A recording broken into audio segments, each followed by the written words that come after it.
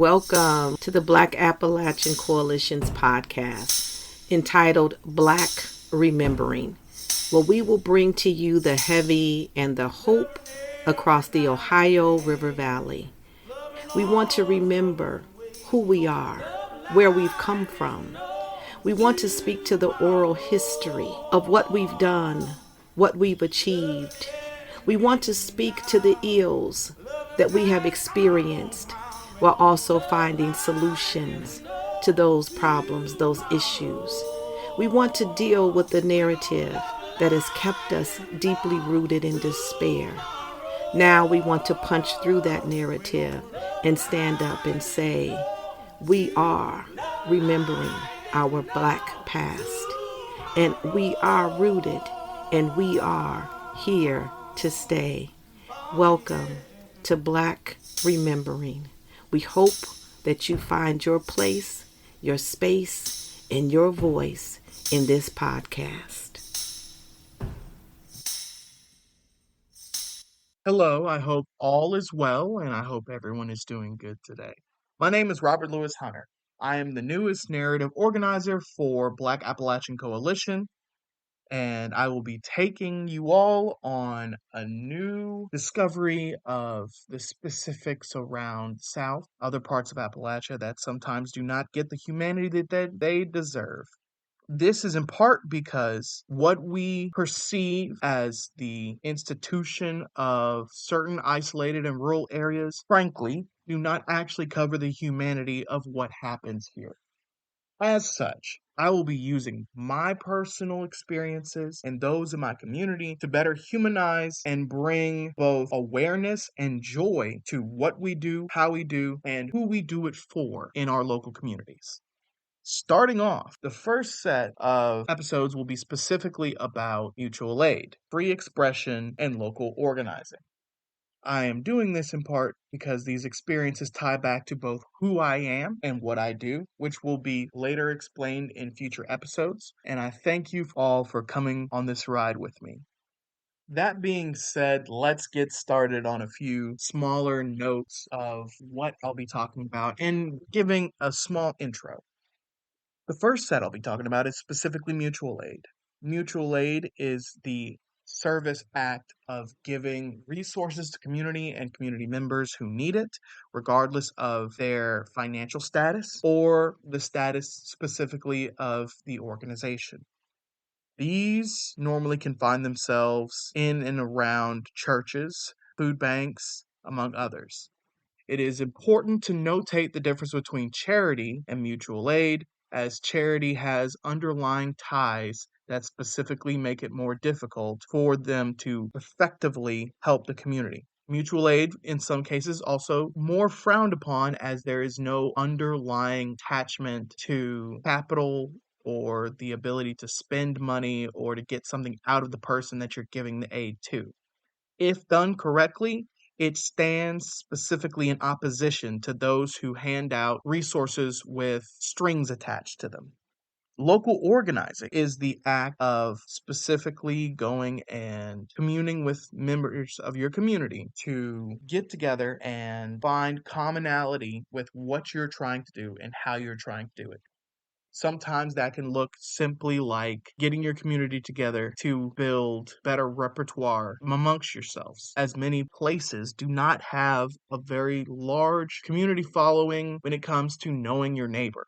It could be making sure your entire community knows what to do in an emergency situation. It could be mutual aid is a form of local community organizing. This podcast will touch mutual aid and local community organizing separately, but they intertwine as they help each other out and technically are one and the same. But there's more to helping your community than just giving out free resources. That is why a later set of episodes will also deal with public advocacy, because those resources are normally in the hands of 1 to 5 people or certain avenues that you have to advocate for, whether it be legal, political, or overall philosophical in some cases, where there are certain community leaders that specifically have the pull of community based on their words rather than their resources.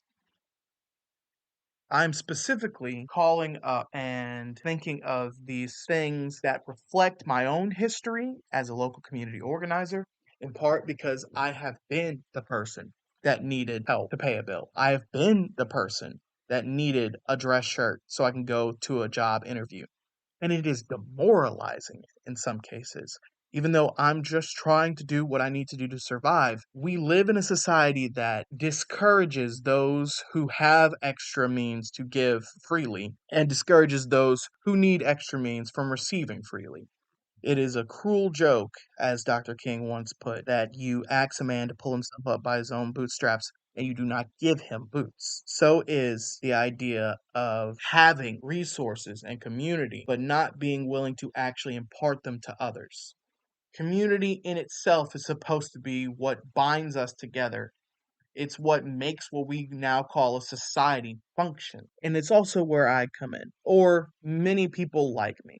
While I will be taking this time to specifically talk about my own personal experiences, I am only using myself as a sounding board for those who also do the work, or those who feel as if their voices are not being heard, or their experiences are not being seen, as there is a lack of identification that can be put on a specific person, place, or thing. That is why when I talk about mutual aid later on in this series, I'll be specifically going into my time running and helping with the free store. When I talk about local organizing, I will specifically be going into my time organizing my local pride. And when I go into public advocacy, I will be bringing on members of my community that I've been in touch with that have worked better in that experience. And some of my own personal work with my local city council of spending time and actually getting to know how the system works. This will also be a space of reinvention and learning, as I will not only tell these experiences, have others on to tell their experiences, but we will also be going over what you can do in your local community to specifically help out with these actions and ideas. That being said, if there is anyone who wants more information on a specific topic, let me know. There will be certain episodes that get into that specifically, and we may even have time to have other community members that are listening to the podcast to come on and give their side of the story, or give tips, tricks, and want to soundboard off of what I am talking about. I hope that this will give us a new avenue for me and you, for the community as a whole, to be able to build something new together, or at least build onto what already exists. As one of the tenets of local organizing is, it is important not to reinvent the wheel and not to split your efforts. There more than likely is someone, if you are trying to look for something locally to do, that already is doing that thing. This podcast will also be split into certain avenues. What we're going to do is, as you hear more from me, we will be doing specifically in-depth analysis of each one of these specific stories or subcategories. We'll be doing minor updates on certain action items that happen in and around the world, and then we will be doing in-depth conversations with local community members that will be able to tell their personal experiences. We also will be having certain material resources that you'll be able to pick at and potentially learn more from. As such, the production notes will have certain action ideas, items, and books to read that could potentially help you along the way. This personal production note for this episode will be specifically the first two books I would suggest going into the next episode will be Let This Radicalize You by Kelly Hayes, Mariam Kaba, Marsha Willa, and The Revolution Will Not Be Funded Beyond the Nonprofit Industrial Complex by Incite Women of Color Against Violence. Both of those will go more in depth with the subjects of mutual aid and local organizing as we tackle the next podcast episode of this series. Also, I want to thank Black Appalachian Coalition for giving me this opportunity to do this. I hope that I'm able to put something out into the world that can be seen and regarded as positive, and I hope I inspire others to do the same. Thank you again for the opportunity. With that being said, this is Robert Lewis Hunter signing off. I'll be back soon, and I hope to see you soon.